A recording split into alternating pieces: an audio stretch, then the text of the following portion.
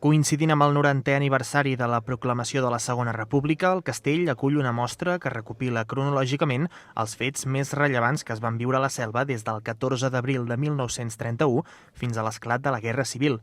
Des del dia en què el recentment escollit alcalde Josep Puig i Pons sortia davant la gernació present a la plaça Major parlant de llibertat, justícia i seny, passant per la visita de Macià a la vila o com es van viure els fets del 6 d'octubre de 1934. L'exposició acosta la vida a la Selva republicana des del prisma polític, social i cultural, amb diverses fotografies de l'arxiu familiar Morgades que ressenyen moments clau d'aquests 5 anys i textos del cronista local Quim Masdeu, a qui es va encarregar el projecte. Per tal de complementar el que s'explica a l'exposició, també s'ha editat un llibret que resumeix tot el que s'explica als plafons informatius. La revisió de les fonts per tal d'elaborar la mostra han portat a diverses troballes destacades.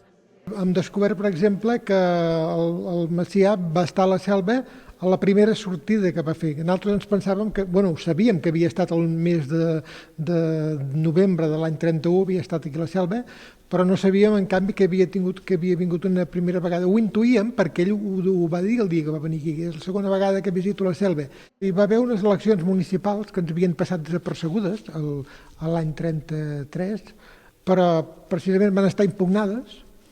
I llavors resulta que al final estar impugnades, els que havien sortit, diguéssim, aquestes eleccions, no van entrar mai a l'Ajuntament i va continuar l'Ajuntament que hi havia. Això també ha sigut una sorpresa que ens hem trobat.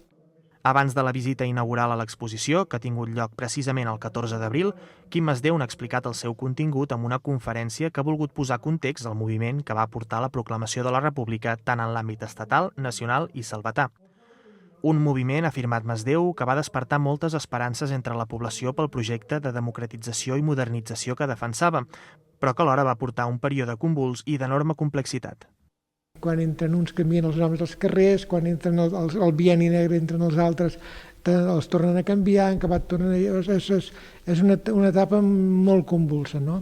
Jo crec que també alguna vegada l'han mitificat molt, que a veure, que la República va ser molt important i el que passa que va tenir també molts problemes que els hi van provocar també. L'exposició es podrà visitar al castell durant els caps de setmana de 10 del matí a 2 de la tarda fins al pròxim 16 de maig.